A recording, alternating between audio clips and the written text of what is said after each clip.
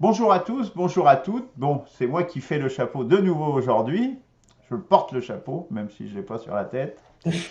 Euh, donc, bonjour messieurs. Aujourd'hui, nous Bonjour. continuons notre analyse de l'existant. Non, oui, ça reste. Non, non, c'est pas dans l'existence spirituelle, excusez-moi. C'est comment dire, de ce qui pourrait constituer une nouvelle spiritualité dans notre étude du bien. Et aujourd'hui, c'est Christian qui va nous présenter euh, le bien à l'heure du monde industriel. Christian, je te cède la parole. Donc, Merci. Donc, le bien à l'heure de la civilisation industrielle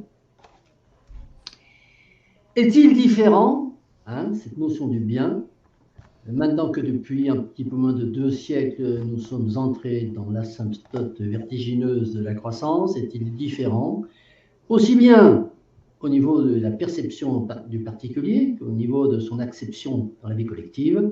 Bon, ben, je vais essayer de dire quelques mots là-dessus. Alors, je commencerai par un historique concernant la notion de bien, en indiquant que les premières interrogations que l'homme s'est posées sur le bien datent, à ma connaissance, de Socrate, qui avait commencé, bon, par l'intermédiaire évidemment des relations de Platon, qui avait commencé déjà à établir une distinction entre le bien et le beau. Et il semblait qu'à cette époque-là, on associe. Socrate avait d'abord bien pris soin de dire que le bien et le beau, c'était deux choses différentes. Là où il y a eu plus de débats et de controverses, c'était sur la question, le bien est-il synonyme, le bien est-il contenu, ou est-il tout simplement le plaisir? Et là, on voit apparaître le bon, le bien, le bon, parce que tout au long de l'histoire, lorsqu'on dit quelque chose qui est bien, c'est quelque chose qui est bon. Donc le bien, le bon, et y a-t-il une nuance entre les deux? Et donc, le bien est-il le plaisir? Est-il le bon? Le plaisir a deux faces, c'est-à-dire le plaisir qu'on donne aux autres ou le plaisir qu'on se fait. Bon, voilà, donc déjà, l'énoncé posé avec donc cet élargissement d'entonnoir de questions. Donc on trouve plusieurs dialogues de Platon qui parlent de ça. Celui qui en parle le plus, c'est sans doute le Philèbe, qui pose la question suivante, qui démarre par la question suivante, avant même qu'est-ce que le bien, pose la question quel est le plus précieux de tous les biens humains? Et Socrate, lui, défend donc le point de vue sur lequel la vie bien, la vie bonne, elle est avant tout une vie qui est constituée par la réflexion et par la science. Tandis que le Philèbe, qui est donc le contradicteur par l'intermédiaire d'un autre personnage dont j'ai oublié le nom, oppose à Socrate la thèse d'une vie bonne qui est bonne parce qu'elle est faite de plaisir. Et il y a deux sortes de plaisirs qui sont distingués dans ce dialogue du Philèbe. C'est le plaisir des sens, qui naît de leur seule satisfaction, la seule satisfaction de ces sens, et le plaisir de l'âme, plaisir qui est attaché par ce qu'il appelle un lien merveilleux à la perception du vrai, et donc à celle du bien. Et c'est ce plaisir exquis et délicat, qui est attaché à la vérité, et qui, d'après Socrate, est attaché également à la vertu. Donc arrive cette notion de vertu qui va s'associer assez régulièrement dans la bouche de Socrate au bien. Le bien, donc, ce bien-là, serait rattaché à la recherche de la vérité et donc à la démarche vertueuse. La recherche de la vérité, c'est une démarche vertueuse. Notion qui va être prônée, d'ailleurs, cette notion du bien, recherche de la vérité, et du bien qui encadre cette recherche de la vérité par un habillage de vertu, cette notion va être prônée et appliquée en tant que fondement de l'action politique assez tard dans l'histoire humaine, pour la première fois au cours de la Révolution française, à partir notamment des écrits de Robespierre, mais on y reviendra. Concernant maintenant la relation entre bien et plaisir, toujours dans le Philèbe, Platon établit une hiérarchie entre les deux éléments, hein, la perception et la réflexion. Le bien, perception, c'est alors les plaisirs de l'art, et on retombe sur le beau, le bien, c'est le beau, et c'est ce qui donne la perception agréable. Mais il y a un petit bémol, les plaisirs du corps, là, sont éliminés parce qu'ils seraient trompeurs.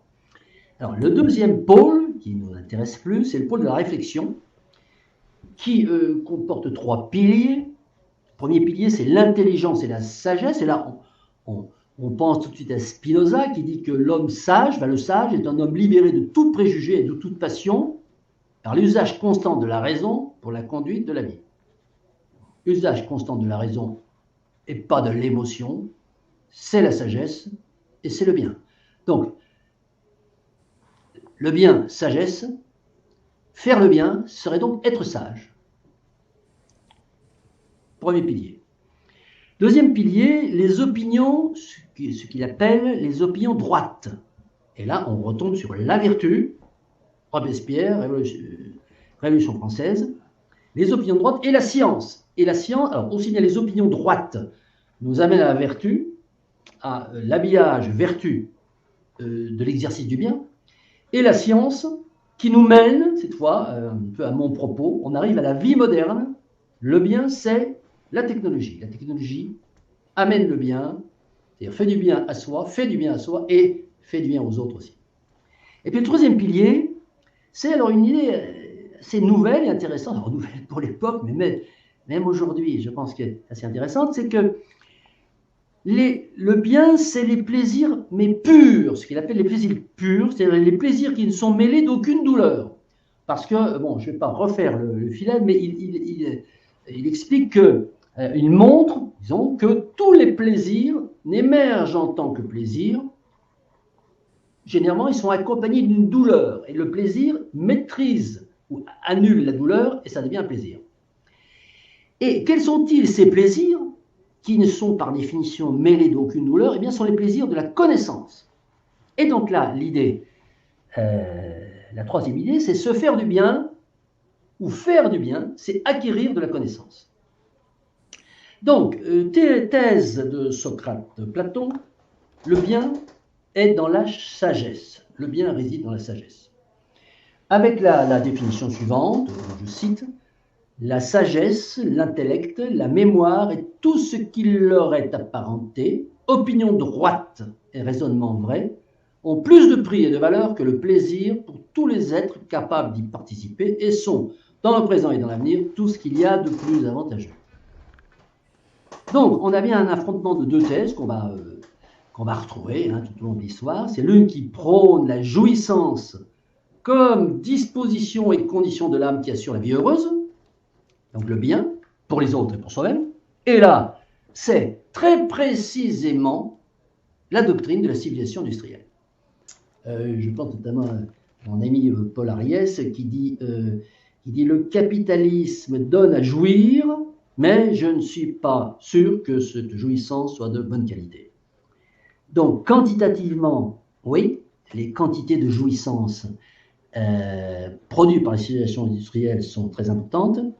Reste à juger et statuer sur le qualitatif. Et donc, l'autre thèse, c'est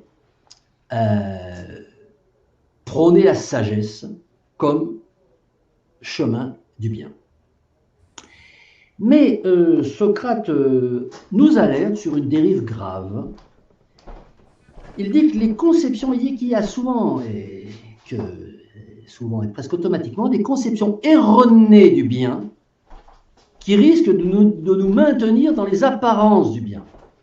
Ça, je trouve ça assez intéressant parce que c'est quelque chose qui construit la vie, qui innerve la vie de tous les jours. Et par conséquent, apparence de la vertu, apparence du bien, apparence de la vertu, qui nous cache la réalité. Or, ce que nous cherchons, ce ne sont pas des vertus apparentes, mais bien des vertus réelles. Et précisément, la société industrielle nous vend des apparences au lieu des réalités.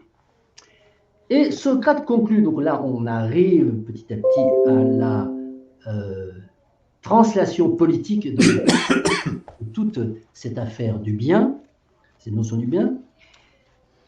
Il conclut que dans une cité parfaite, les gardiens de la cité, alors c'est le terme qu'il emploie, mais on va dire aujourd'hui les maîtres des pouvoirs, hein, ou les gouvernants, doivent avoir, ou devront avoir, puisqu'il préconise, hein, devront avoir cette connaissance du bien. Là, c'est très important. C'est très important. Le bien, on peut en parler de façon individuelle, mais au niveau politique, il faut que les hommes qui vont diriger, si tant est qu'on soit dans disons, dans un exercice du pouvoir par délégation, hein, que le pouvoir ne soit pas exercé par tout un chacun, mais il faut avoir la connaissance du bien. Et il insiste beaucoup sur la nécessité pour les gardiens de la cité de parcourir, je cite, le long circuit dans leur formation supérieure. Alors, ça veut dire que c'est à l'ENA, à l'X, à HEC, etc., etc., et c'est là qu'on enseigne le bien, n'est-ce pas? Voilà. Afin d'être en mesure de distinguer entre le plaisir et le bien, c'est-à-dire de dire, voilà, bon, c'est vrai qu'on vous donne beaucoup à consommer, mais bon, il y a la consommation de plaisir qui n'est pas très importante, mais il y a la consommation qui, en fait, génère le bien. Voilà. Mais, en finale de tout ça, Socrate, en tant que philosophe le plus humble que la Terre n'ait jamais porté, reconnaît néanmoins qu'il ne peut pas répondre définitivement à la question « qu'est-ce que le bien ?» et qu'il va se contenter de définir ce qu'il appelle simplement un rejeton du bien, ou tout au plus son image la plus ressemblante. Parce qu'en effet, Socrate considère que le bien est quelque chose de beaucoup trop élevé pour qu'on puisse livrer une définition à ses interlocuteurs. Et il concède alors qu'en s'en tenant uniquement au rejeton du bien, il ne livrera que les intérêts et non pas le capital de l'idée du bien. Ce que fera ensuite Platon, puisqu'il va développer l'idée. Hein, il n'a pas encore développé l'idée platonicienne. Donc, Socrate, lui, se contente de d'énoncer les intérêts, hein, intérêt capital, hein, un peu le pourcentage annuel, mais le capital, il ne peut pas le livrer. Alors, il ajoute ensuite que les choses, alors, bon, ça c'est un petit peu, disons, abscon, mais en le relisant 2 ou 3 fois, on arrive à y trouver une signification extrêmement profonde. Socrate dit que les choses sont vues, les choses sont vues et pas conçues, tandis que les idées sont conçues et pas vues. Cette distinction entraîne elle-même une autre distinction entre la connaissance sensible et la connaissance intelligible. C'est-à-dire, en fait, entre le voir et le penser. Et cette distinction va être indispensable pour l'analogie qu'il va suggérer entre le bien et le soleil. Car, parmi tous les dieux du ciel, c'est le soleil qui produit la lumière qui rend les yeux capables de voir et qui permet que les objets sensibles soient vus. Mais le soleil n'est pas la vision, le soleil n'est pas l'œil, il est la cause de la vision. Et du coup, accessoirement, si on revient sur notre débat sur l'entropie, sur la société industrielle, ça nous rappelle bien que le soleil est la seule énergie, l'énergie unique, ultime, et la seule énergie durable. Le rejeton du bien serait donc le soleil, qui en est l'image la plus ressemblante. Le bien est dans le lieu intelligible par rapport à l'intelligence et aux objets intelligibles, ce qu'est le soleil dans le lieu visible par rapport à la vision et aux objets visibles. Bon, on pourra peut-être s'attarder plus tard sur cette phrase. En fait, la structuration de cette phrase un peu compliquée réside dans une double analogie Le soleil est, par rapport aux choses visibles, ce que le bien est par rapport aux choses intelligibles. Et la vision est aux objets visibles, ce qu'est l'intelligence par rapport aux objets intelligibles. Alors, explication de Socrate, il l'illustre par quelque chose de compréhensible. Les yeux ne peuvent pas voir lorsque les objets visibles ne sont pas éclairés par la lumière du jour, par le soleil. Les yeux sont presque aveugles. Mais ils arrivent à voir parfaitement lorsque la lumière du soleil les éclaire. Eh bien, de même, il en est de même de l'âme à l'égard des objets intelligibles. Lorsque l'âme tourne ses regards vers la vérité et vers l'être, donc c'est l'ontologie, elle connaît et elle semble avoir l'intelligence. Mais lorsqu'elle tourne ses regards vers l'obscurité de ce qui naît et de ce qui périt, c'est-à-dire le cosmos, alors elle n'a plus que des opinions vacillantes, c'est-à-dire qu'elle ne sait plus rien. Elle paraît avoir perdu toute intelligence. L'homme ne comprend pas le cosmos et on a là, disons, une anticipation pressant le principe anthropique, un principe anthropique cette fois ANTH, c'est-à-dire, vous savez, les lois de l'univers n'existent que parce qu'il m'est donné de les voir, qu'il m'est donné à moi homme et à moi intelligence humaine. Bon, on comprend donc maintenant parfaitement pourquoi le bien ne peut absolument pas être identifié au plaisir, puisque le plaisir appartient au lieu obscur du sensible. Et alors, on peut se demander, finalement, en voyant toutes ces hésitations de Socrate, s'il est possible d'avoir une véritable connaissance du bien. Et si cette connaissance peut être communiquée ou pas dans un enseignement oral. Et de fil en aiguille, on peut même se demander si l'idée du bien n'est pas en fait l'identique de ce qu'on appelle l'un de la métaphysique orale, ou encore si l'idée du bien ne jouit pas, c'est peut-être encore plus clair, si l'idée du bien ne jouit pas d'une transcendance absolue par rapport à toutes les autres idées. Et s'il ne faut pas la penser au-delà de l'intelligible, c'est la théorie de l'un, la métaphysique orale, voire Plotin, néo-platonicien, mais bon, on en parlera peut-être accessoirement, mais ce n'est pas le plus important. En résumé, Socrate affirme que la connaissance de l'idée du bien, seule la connaissance de l'idée du bien, peut permettre de comprendre avec plus d'exactitude et de rigueur la notion de vertu, donc de sagesse. Le bien étant conçu comme ce que toute âme recherche à travers ses activités, donc l'activité de l'âme, ce n'est que la recherche du bien. Et le bien est même la cause de l'existence et de l'essence de toute chose. Donc ça va vraiment très très loin. Alors ça c'est pour situer les origines philosophiques de cette notion de bien qui, à mon avis, n'ont pas été ni démenties, ni même augmentées, enrichies par tout ce qui s'est dit plus tard. Alors, quelle est la transposition politique de tout ça? Excuse-moi, je veux juste interrompre. Il n'y a que Luc qui dit que non, c'est pas le bien qui est origine de toute chose. Donc c'est Luc qui vient contredire Platon.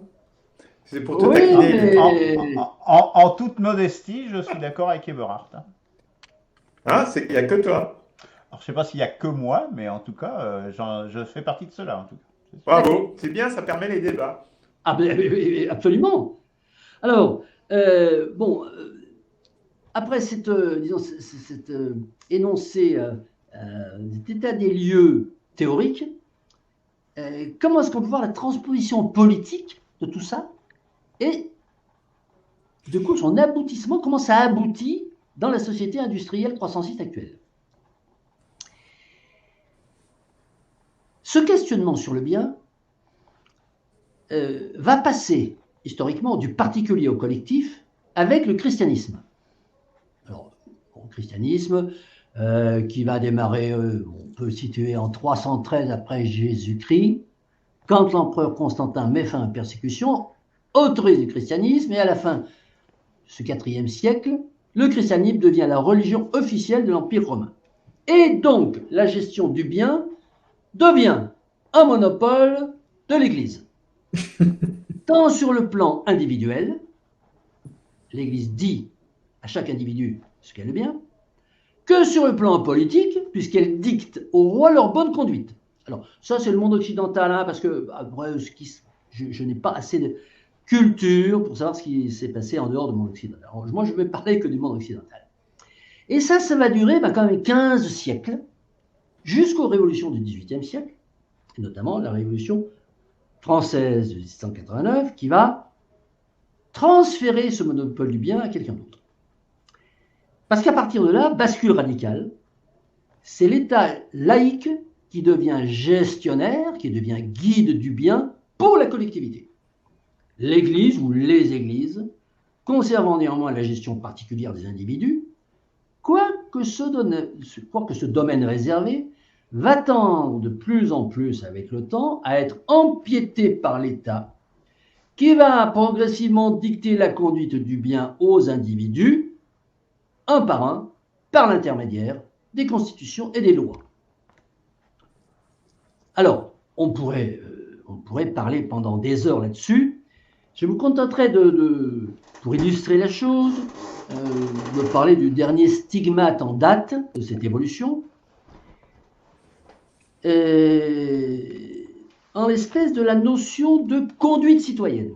Conduite citoyenne ou responsabilité citoyenne, présentée, voire imposée par la loi, présentée comme étant censée faire le bien de la façon la plus ambitieuse qui soit, c'est-à-dire faire le bien pour la planète, voire pour le cosmos tout entier.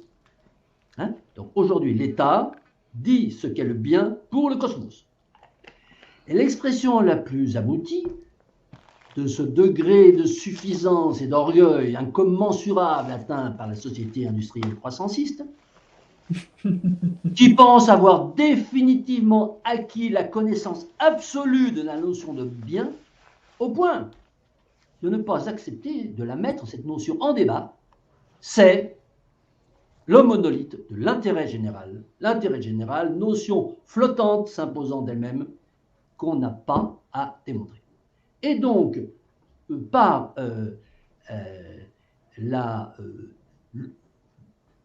l'intermédiaire de l'outil coercitif de la violence légale, bon, appelez ça la loi, d'en imposer l'application à tout un chacun. C'est alors que le débat sur le bien devient, d'un point de vue sociétal, le débat sur l'intérêt général. Le bien, c'est l'intérêt général.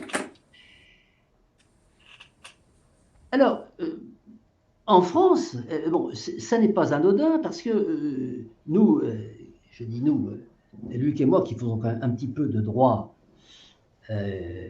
public, droit constitutionnel, il faut savoir qu'en France, l'intégralité du droit public est fondée sur ce concept non défini d'intérêt général, et en constatant, décortiquant les choses et en analysant comme il le faut, de façon tout à fait objective, que cet exercice entraîne de facto l'exercice quotidien de l'arbitraire. Autrement dit, le bien, accaparé par l'État depuis 2 siècles, devient ni plus ni moins un outil, un alibi de l'arbitraire. Donc, ça, c'est le cadre que je pose pour l'objet aujourd'hui de ma communication, c'est-à-dire le bien dans la société actuelle industrielle, et je ne développerai pas plus, je me contente de donner les règles générales qui me semblent être celles de l'utilisation du bien par les maîtres du pouvoir.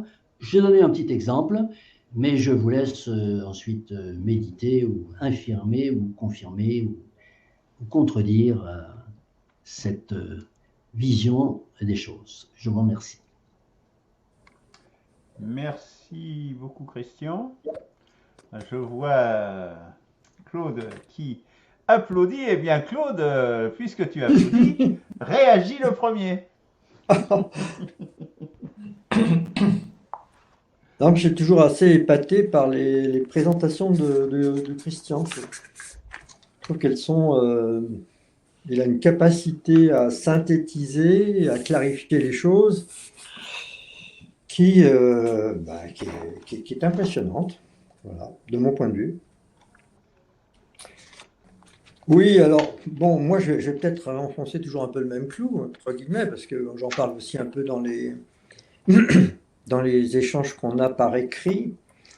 Euh, Là, ce que je Alors, retiens je de me la permets de présentation. préciser pour les auditeurs que, évidemment, il y a des échanges écrits, je rebondis sur ce que vient de dire Claude, Oui. sur le site du Cercle du Renouvellement Spirituel, que je vous invite à consulter et à lire, puisque ça prolonge et le débat se poursuit sur le site du CDRS, et donc je vous invite à y participer également. Excuse-moi Claude de t'avoir interrompu. Non, je t'en prie, je t'en prie. Alors, bon, là, Christian part de Platon, enfin de Socrate. Oui, peut-être pour le monde occidental, mais enfin, bon, si il y a aussi des textes qui abordent la notion du bien dans le domaine, je dirais, spirituel, tels que les Védas, qui sont bien plus antérieurs, ou l'enseignement de Zarathustra du côté de la Perse, bon, etc. Et on en trouverait certainement encore bien, bien d'autres. Et peut-être même chez les présocratiques aussi, on pourrait aussi aller piocher une certaine notion du bien. Maintenant, c'est Socrate, peut-être qu'il a défini, ou qui ne la définit pas en réalité, le mieux dans le domaine philosophique, donc qui tourne autour. Alors c'est ça que j'ai surtout apprécié là dans ce que nous a dit Christian, c'est que Socrate reconnaît, comme dit, qu'il ne peut pas définir ce qu'est le bien, parce qu'il considère que ça serait trop élevé finalement pour en donner une définition. Et moi je m'attacherai à ça, c'est-à-dire que toute définition terrestre du bien est plus ou moins condamnée à être un arbitraire, parce que le bien reste, de mon point de vue, et du point de vue de la révélation d'Arès que je défends, entre guillemets, un état qui est dans l'homme. C'est un état qui est dans l'homme, caché à l'homme par l'homme lui-même, et qui donc reste à exhumer, en fait, à faire connaître. Donc le bien est toujours une route, c'est un chemin vers la transfiguration. Mais comme on ne sait pas ce que c'est, on ne peut pas le définir. Et chaque fois qu'on le définit, en fait, on le restreint, on le réduit, puisqu'on n'y est pas encore, en quelque sorte. Je ne sais pas si vous suivez bien ce que je veux vous dire. Voilà, donc effectivement, le bien, c'est l'activité de l'âme, et je dirais même plus encore, puisque dans la révélation d'Arès, l'homme naît sans âme, il naît comme un animal pensant, et en fait, l'âme survient dans l'humain quand il fait le bien, qu'il le fasse d'ailleurs consciemment ou inconsciemment. Mais c'est par l'acte de bien, et donc il y a un certain nombre d'actes qui peuvent être considérés comme du bien, même si après tout ça c'est très relatif dans le monde dans lequel on est, parce qu'il peut y avoir aussi un bien qui n'est qu'un moindre mal, mais c'est pas, ici on n'est pas dans le bien absolu. Toujours est-il que l'âme naît du bien que l'homme fait, et pas de ce qu'il croit, de ce qu'il connaît. C'est pas lié à une définition mentale ou intellectuelle. C'est dans les actes. Parce que l'être, au fond, s'exprime par l'acte. Nous sommes par nos actes. Parce comment on pétrit, je dirais, la grande pâte du monde par notre manière d'être. Voilà. Alors que l'État, j'ai bien aimé quand même tout ce que dit Christian par rapport à cette façon dont l'État s'est emparé de cette notion qui n'est pas définie, en réalité, pour en faire un droit, des constitutions, un droit, etc., et en fait s'accaparer l'intérêt général. Et ce, d'autant plus qu'on est dans une époque où on nous mettait constamment en avant l'état de droit, comme si c'était un nec plus ultra, et en réalité, maintenant, ça devient, on le voit, enfin en tout cas moi je le vois, plus que le droit de l'État. n'a plus que le seul droit de l'État. Donc cette institution créée pour chapeauter une société dont toujours une classe s'est emparée en fait pour dominer les autres en réalité, et qui a eu la finesse, je dirais, de faire croire que c'était le gouvernement du peuple par le peuple, donc la démocratie, surtout dans les pays occidentaux. Aujourd'hui, on voit qu'on arrive dans une désillusion par rapport à tout ça, parce que on se rend bien compte que la plupart des décisions qui sont prises sont arbitraires et ne servent qu'une certaine caste, et que le peuple n'y trouve pas du tout son compte. Et évidemment, toute cette contradiction risque de s'exacerber de plus en plus et de voler en éclats tôt ou tard. Voilà.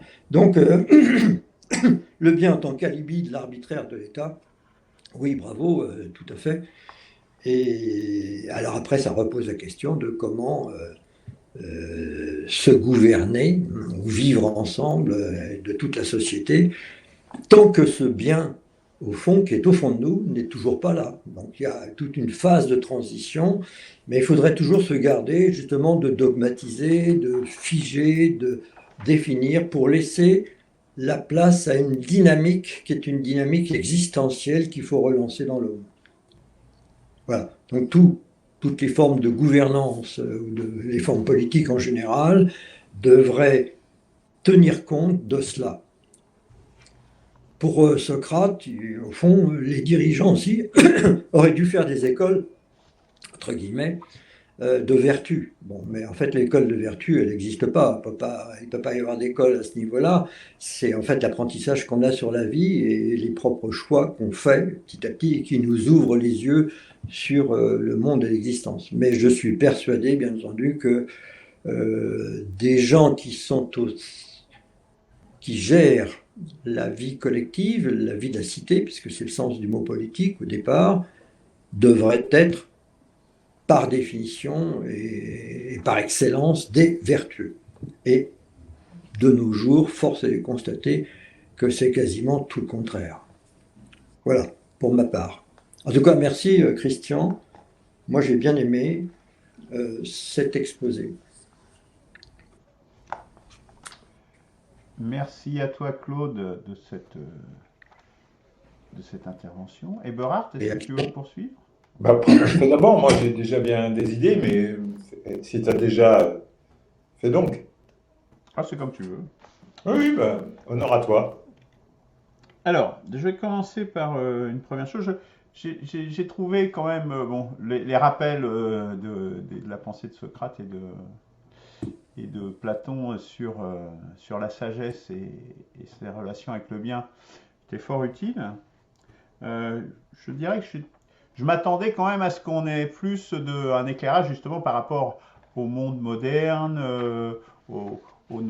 à ce qu'elles apportent Hobbes par exemple, ce genre de choses, de quelque chose de plus actuel par rapport au monde industriel. Bon, un petit peu sur ma faim sur ce truc-là, mais bon, ça n'enlève rien à la qualité de l'exposé de Christian, bien entendu. Alors.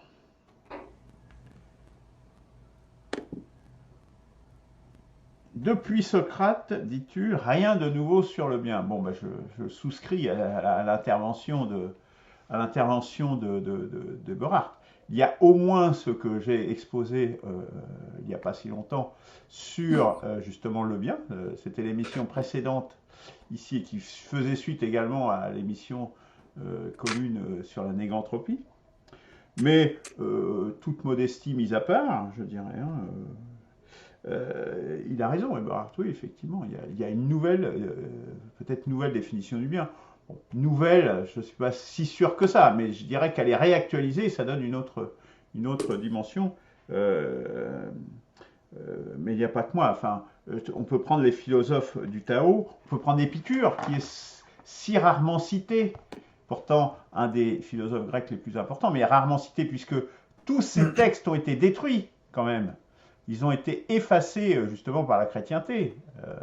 Et heureusement, on a pu retrouver, Lucrèce on a pu par De Rerum Natura retrouver une partie de son œuvre. Et puis il y a les 3 lettres, qui nous restent de lui. que j'ai cités d'ailleurs récemment par rapport au bien et au mal, justement, qui ont quand même une autre dimension que... Et puis, peut-être plus loin que nous, effectivement, j'ai cité notamment le Tao, mais bon,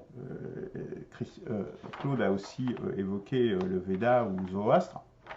Je vais vous citer un passage du Tao Te Ching, c'est contemporain de Socrate, hein, quasiment. Hein. Donc c'est le Tao Te Ching 19. Hein. Laisse tomber la sagesse et la sainteté, et les gens seront 100 fois plus heureux. Laisse tomber la moralité et la justice, et les gens feront ce qui est juste. Laisse tomber l'industrie et le profit, et il n'y aura pas de voleurs. Bon. On voit qu'il y a bien une conception là qui est tout à fait différente et qui n'aboutit pas justement à la sagesse. Parce que Spinoza notamment, mais les autres qui poussent justement à la sagesse, qui est contredit très rapidement d'ailleurs par Aristote, hein, qui lui pousse plutôt pour les meilleurs, hein, qui n'est pas forcément une plus juste, mais voilà, on voit qu'il y a déjà une différence. La sagesse, ça veut dire mettre que la raison en avant, me semble une erreur fondamentale. C'est une négation de ce que nous sommes. Nier les passions, c'est une faute. Si les passions sont même, je dirais, vraiment premières, fondamentales, parce qu'elles nous viennent du fond des âges.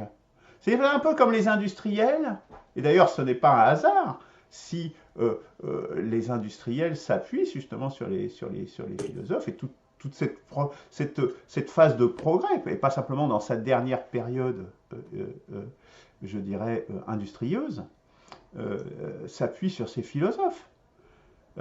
Les passions font partie de notre être, et ils nous viennent, c'est là qu'ils acquièrent leur pertinence, ils nous viennent de temps immémoriaux. C'est-à-dire qu'ils ont traversé des millions et des millions d'années pour aboutir à ce que nous sommes. Et que ces passions s'expriment, et donc elles ne sont pas le fruit du hasard, elles sont le fruit d'une longue évolution, d'une longue maturation. Les rejeter, je n'ai pas dit qu'il fallait vivre dans les passions, mais les rejeter, c'est une erreur fondamentale. Fondamentale parce que ça constitue forcément, fatalement, une dimension du bien. Fatalement. Sinon, ça veut dire qu'on succombe à ce que tu disais, à cette prétention incroyable de l'entendement généralisé, total et permanent. Non, il y a toujours des choses qui nous échappent. C'est justement cette civilisation industrielle qui est aujourd'hui, croit qu'elle peut tout maîtriser. Qu'en quelques semaines, elle va créer des vaccins qui s'avèrent être, par exemple, des horreurs et avec des effets secondaires terribles derrière. C'est cette prétention-là de l'homme tout-puissant, de l'homme-dieu, quelque part, qu'il faut rejeter. Et c'est ce que nous dit Lao Tzu. Qui se croit Dieu. Voilà, qui se croit Dieu. C'est ce qu'il nous dit Lao Tzu là-dedans. Et c'est un contemporain de Socrate. Bon, ils ne se connaissaient pas, hein, ça c'est clair, mais c'est à la même époque à peu près. Luc, oui. Je connaissais ce passage, là, laisse tomber du Tao, je l'avais remarqué aussi, mais je vois effectivement comme arrête de faire le kéké, quoi, hein, reste modeste, reste humble véritablement par rapport à ce que tu crois savoir, quoi. C'est ça. Pour moi, ça garde une ouverture permanente et ne réprime rien qui soit de toi, qui participe de l'humain en réalité. C'est ça. C'est ça. Mais c'est exactement ce que j'essaye de dire. Parce que c'est très frein, cette négation des passions me semble très dangereuse. Enfin, bon, je crois l'avoir illustré. Sur ce que dit Socrate par rapport à ce que tu disais sur le bien, qui serait par rapport à la vue, que le bien serait le soleil des idées, moi je dirais pas par rapport au bien, je dirais c'est la vérité qui est le soleil plutôt. La recherche de la vérité dans la raison me semble plus, et pour moi la vérité et le bien sont des notions qui sont cousines, mais qui ne sont pas les mêmes quand même, malgré tout. Il faut valider la raison en recherchant des vérités, en voyant si l'expérience répétée, etc., et peut-être dans domaine de validité restreint, cette vérité-là existe. Je pense qu'il faut... Là, pareil, c'est un petit peu aller un peu vite en besogne. Après,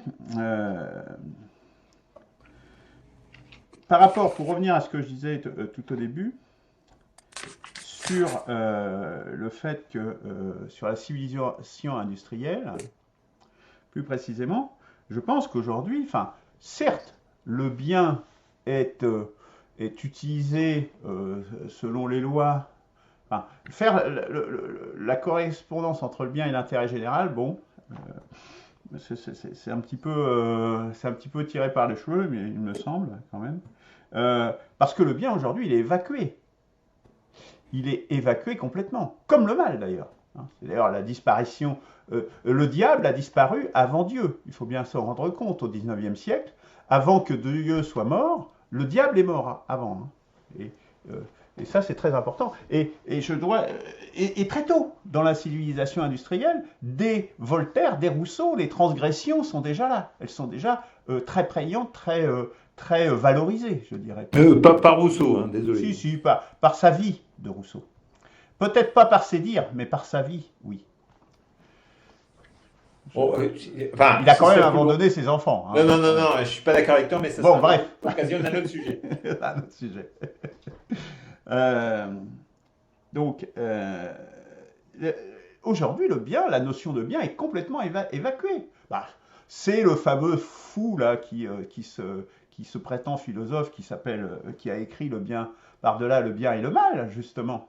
C'est pas un hasard. Si c'est un des pseudo-philosophes qui soit si vénéré aujourd'hui. Le bien est évacué justement pour pouvoir marchandiser. Le fait de faire des mères porteuses, de faire toutes ces choses qui sont autorisées par le transhumanisme, c'est justement qu'on veut évacuer le bien. On arrive, je dirais, là au bout du chemin dans les horreurs qui vont être de plus en plus importantes, je dirais. Mais c'est dès l'origine de la civilisation industrielle que le bien est évacué.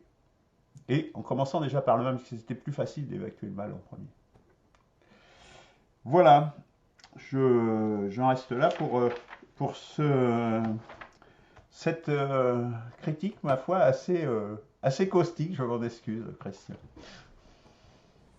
Et bon, alors, ouais. Alors, je vais... Évidemment, c'est le paysan qui va prendre la parole là-dessus. Et désolé, mais ils sont bien gentils, Tao, Te Ching et Confucius, Socrate et même Platon et toute cette bande. Et d'ailleurs, je m'appuie d'ailleurs là-dessus sur Simone. Toute cette époque-là, de ces intellectuels, quand ils disent « laisse tomber l'industrie », ou même, par exemple, quand Simone dit « il y a vraiment un sujet que les Grecs anciens n'abordent pas, c'est le travail ». Et nous, enfin nous, pas moi, mais vous, c'est pas un sujet. C'est-à-dire que le travail physique, le travail qui vous nourrit, donc laisse tomber l'industrie, laisse tomber la production agricole. Donc c'est facile dans l'abstrait de disserter sur le bien et le mal. Ça c'est juste pour vous dire, c'est que lorsque le pétrole va commencer à devenir rare, surtout en Europe, hein, puisque on a eu des dirigeants, disons il sera rare partout, mais nous on va avoir droit beaucoup plus tôt que les autres. Donc le bien, eh bien il va falloir qu'on se rende bien compte que ça passe par le travail et qu'il va falloir que pour que des vieux et des enfants et des gens des villes puissent se nourrir, si possible sainement, eh bien, il faudrait qu'il y ait un peu plus de gens qui travaillent. Voilà, c'est juste. Moi qui ai travaillé toute ma vie, si tu veux, ça me fout un peu les boules d'entendre ça quand même. C'est pas du travail, c'est pas du travail. C'est une occupation. Bah, c'est une occupation, c'est pas du travail. Non, le travail, c'est W. C'est je déplace la matière. Je transforme la matière. Vous qui êtes des anciens marxistes, mais en fait, malheureusement, vous n'êtes que des anciens trotskistes. Déjà, c'est la partie très jouissive de 68 qu'on ressent. Hein. Et, donc, en fait, mais je ne vous en veux pas, parce que vous êtes comme 99% de la population, c'est normal. Donc, voilà. Et donc, la vertu, hein, donc, qui est toujours, hein, mais c'est toujours vrai, hein, ce que dit Platon. Mais Platon ne l'applique jamais au niveau du travail, puisqu'il avait l'esclavage autour de lui. Et les Chinois, c'était une sorte d'esclavage aussi. Donc, juste pour vous dire, justement, société industrielle, d'accord? Vous vivez grâce au pétrole, vous pouvez rester le cul collé à la chaise grâce au pétrole, il faut tous les jours se lire, et vous mangez grâce au pétrole. D'accord? Si vous devez regarder, ouvrez vos armoires, ouvrez vos frigos, hein, ce que vous mangez tous les jours, estimez la part de pétrole qu'il y a, et s'il y a du travail physique, posez-vous la question, comment a été payé celui qui vous a produit votre kilo de tomates, quoi. Hein, juste comme ça en passant. Donc c'est juste pour Mange mes remettre propres tomates. Non, mais oui, non, bon, alors, tes poireaux, tout ce que tu achètes dans les supermarchés et compagnie. Donc, si tu fais ton petit jardinet gentiment, mais je suis sûr que tu dois, de ce que tu consommes alimentairement parlant, ça doit être représenté moins de 10%, voire moins de 5% de ce que tu produis. Voilà. Non, ce que tu produis représente 5% de ce que tu manges en général sur l'ensemble de l'année. Oui, vas-y, fais tes calculs et on en rediscutera après. Donc, voilà, c'est ça qui est important. Et donc, justement, mais là, je reviens maintenant sans vous chatouiller directement, c'est effectivement l'État a contrôlé le sens du bien et il s'est appuyé sur les capitalistes à travers la société médiatique pour nous imposer aussi, en fait, d'empêcher tout débat sur le sens du bien, puisqu'on nous fait, le truc du Covid, ça a été absolument exemplaire là-dessus, et la guerre en Ukraine, même chose. Voilà. Donc, il y a une collusion entre les pouvoirs financiers, je voulais compléter, mais ça, vous acceptez. Je pense que vous l'avez vu aussi. Hein. Voilà, donc, tous les problèmes, c'est effectivement, qu'est-ce qu'est vraiment le bien? Et tout le problème, effectivement, Platon a raison, c'est très vite, on est dans une vie, comme on est dans une vie d'abstraction, de société hors sol, eh bien, on n'est que dans l'apparence du bien. Et le bien, il est très difficile de le voir si on reprend toutes les données de la vie humaine. Voilà, je voulais juste replacer ça par rapport à ça, et que on s'en rende compte et que voilà mais bon, je sais bien, les problématiques du travail, c'est très très difficile dans les conditions où nous vivons. Toujours 99% de la population. Voilà, c'est tout ce que je voulais dire par rapport à ça. Oui, juste par rapport à l'hindouisme, si vous vous rappelez ma présentation sur l'hindouisme pense à la noblesse plutôt que d'opposer le bien au mal, disons la bassesse ou la noblesse. Donc c'est plutôt c'est la noblesse qui est visée au lieu d'une confrontation entre le bien et le mal. Voilà, ça c'est plutôt dans la philosophie de l'hindouisme. Donc ça est aussi en relation avec en fait la conscience. Donc, parce que pour pouvoir atteindre la noblesse, donc atteindre le bien, il faut arriver à faire un travail de conscience. Et non seulement individuel, hein, sur, oui, comment je me comporte avec ma petite femme, avec mes enfants, etc., avec mon petit voisin, avec mon petit maraîcher bio qu'on va... Oh oui, mais garde donc les 10 centimes. À combien de fois sur le marché, comme ce matin, il y en a beaucoup qui voulaient me laisser quelques dizaines de centimes en plus pour faire charité, en fait, aux paysans qui travaillent. C'est une manière de faire charité, mais en passant dans l'inconscient, tu vois. Donc, en fait, il faut aussi développer la dimension de la conscience pour pouvoir travailler sur le bien, se rapprocher du bien absolu, donc le bien divin. Il ne faut pas seulement travailler sur l'individualisme, hein. Il faut travailler sur les différents niveaux qui sont sociaux, économiques, politiques, géopolitiques, géoéconomiques, hein, évidemment. Donc c'est là qu'on va aller au-delà donc du certain Platon. Et donc Simone, justement, en travaillant d'ailleurs dans l'agriculture et dans les usines, a très bien compris le problématique du travail. Et c'est elle-même qui disait que les Grecs étaient non pas insuffisants, mais nuls sur le plan du bien productif, quoi. Donc, conscience. C'est l'Inde qui nous amène ça. Voilà. Merci beaucoup, Eberhard. Christian, est-ce que tu veux conclure? Conclure. Non, je ne ferai pas une conclusion. Si conclusion, vous pensez à une synthèse de tout ce qui vient de se dire. Non, je préfère énumérer et pas développer, parce que je ne vais pas avoir le temps, énumérer les points que j'ai notés en vous écoutant les uns les autres. Alors, Claude, tout d'abord, donc, d'accord, hein, avec ce que tu dis.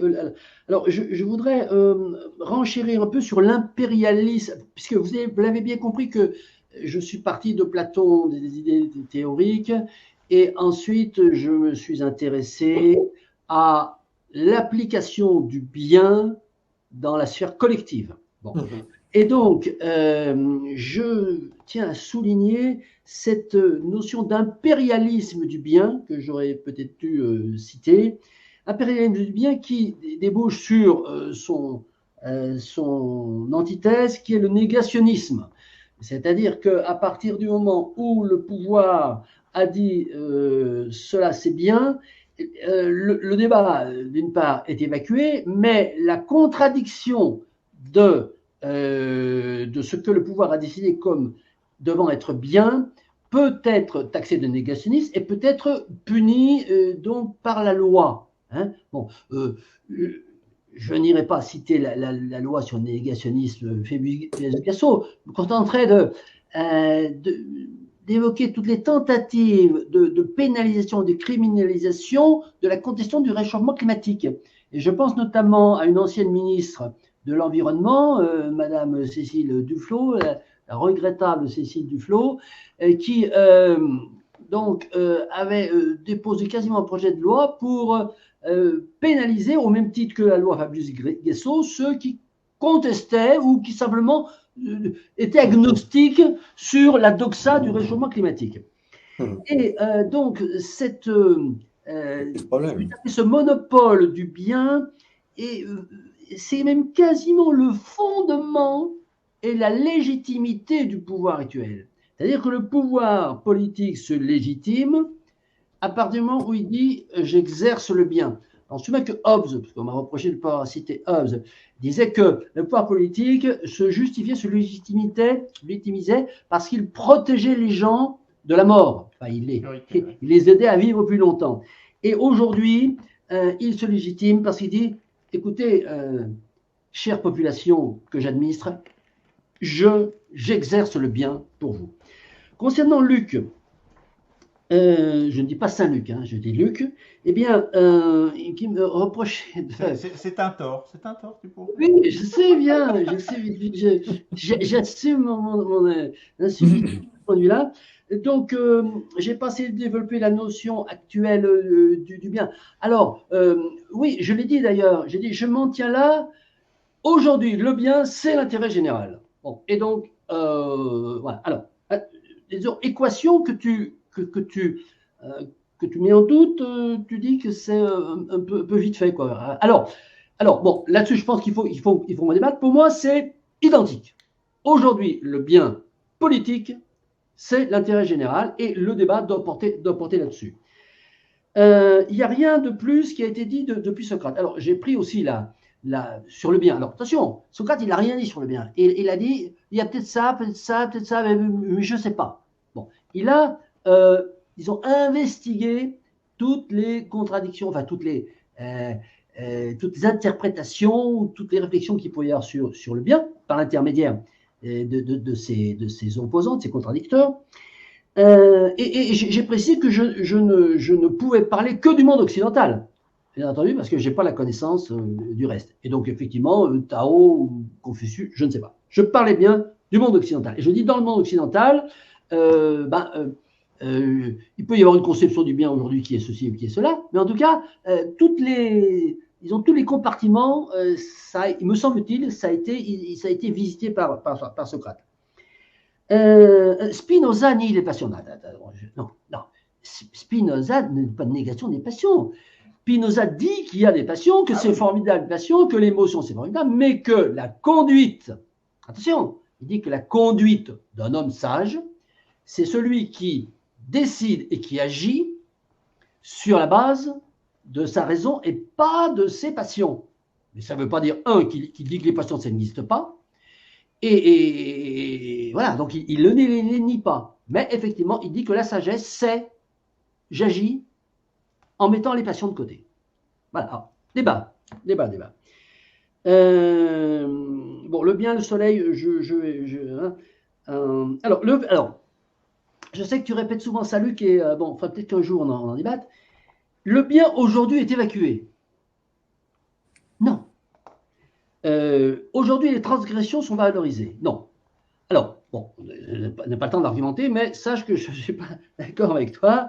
Le bien n'est pas évacué. Le bien, encore une fois, il est identifié à l'intérêt général, et l'intérêt général permet au maître du pouvoir de gouverner et de se donner la légitimité. Je vous gouverne parce que je vous gouverne dans votre intérêt pour votre bien. Donc, le bien, il n'est pas évacué, il est à la base. Enfin, voilà ce que je pense. Ensuite, Eberhard, très peu de choses. Ancien trotskiste, oui. En être fier, oui, parce que c'est le trotskisme, c'est l'histoire de la politique et ça te permet d'être un peu moins con lorsque je parle pas pour toi, Eberhard, hein, du tout, voilà. Mais je vois tout de suite lorsque je discute politique avec quelqu'un s'il a pas lu Léon, ça se voit tout de suite. Bon, ensuite alors bon, mettre truc à toutes les sauces. Eberhard, tu mets Simone à toutes les sauces quand même. Bon, il faut bien reconnaître.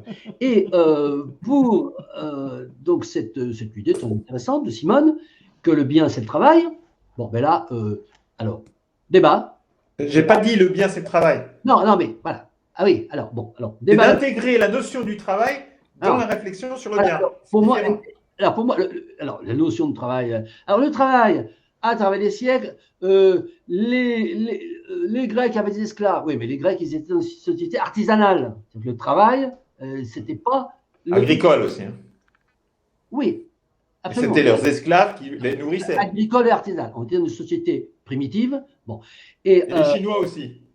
Voilà, et pas dans une société industrielle. Alors, si on parle du travail, il ne faut pas parler, à mon avis, il ne faut pas parler de la société grecque, mais parler de la société aujourd'hui. Aujourd'hui, la civilisation industrielle, l'industrie. Et alors, quand l'idée selon laquelle les seuls qui font du W, c'est ceux qui travaillent de leurs mains, et pas les gens comme Luc qui sont dans des bureaux, les mains dans les bureaux pour faire des algorithmes, je sais pas quoi. Bon, là aussi, débat. J'ai dit une occupation, une activité. Non, il n'y a pas de débat, c'est du travail. Enfin bon. Non, c'est pas du travail. Non, mais attends. Non, c'est juste qui me dit que j'ai pas bossé toute ma vie, là, je peux te dire qu'il va être mal reçu. Hein. Ça, c'est un sujet qui a été totalement évacué, contre lequel justement Simone s'est révoltée, en fait, déjà dans les années 40. Hein. Et ça, c'est normal, puisque en fait, on a remplacé les esclaves par le pétrole. Oui, c'est vrai ça. Et donc, on s'est dit, c'est plus notre sujet. Et pourtant, on va manquer de pétrole, et il n'y a plus personne qui travaille, qui fabrique quelque chose. Et ça, c'est essentiel, et que tu peux regarder partout dans les médias, et personne ne va aborder ce sujet-là sur le plan fondamental. Mais ce sera automatique, on reviendra à une société artisanale. Ce qui sera automatique, c'est la barbarie, pour s'accaparer ce que les autres ont produit pour nourriture. Ça, c'est autre chose. Si tu prépares pas cette réflexion, non, c'est pas on verra. Si tu prépares pas cette réflexion et que tu l'abordes pas pratiquement plus souvent, eh bien, c'est la barbarie et sans contrepartie. C'est rien. Tu auras faim et tu mourras parce qu'il n'y aura plus personne pour te nourrir. On prépare le pouvoir citoyen pour éviter la barbarie, justement. Et même ta 6e République ou autre. Non. La Sixième République, c'est intéressant. Un P6R. Tu crois que c'est parce qu'on aura marqué un P6R que ça te nourrira? Non, mais arrête mais oui. Non. Oui. Feignants. Tous feignants. Incroyable. Je le vois, là, sur le marché, j'en vois des milliers, là, passer. Tu coupes, Luc, tu coupes, là. On coupera à la fin. Bon, allez, ok. C'est pas grave. Bon, ben, allez. Messieurs, oui, bonne semaine à tous, en tout cas. Ouais. N'oubliez pas de réagir par écrit aussi, c'est bien. Oui. Allez. Allez, ciao. Ciao.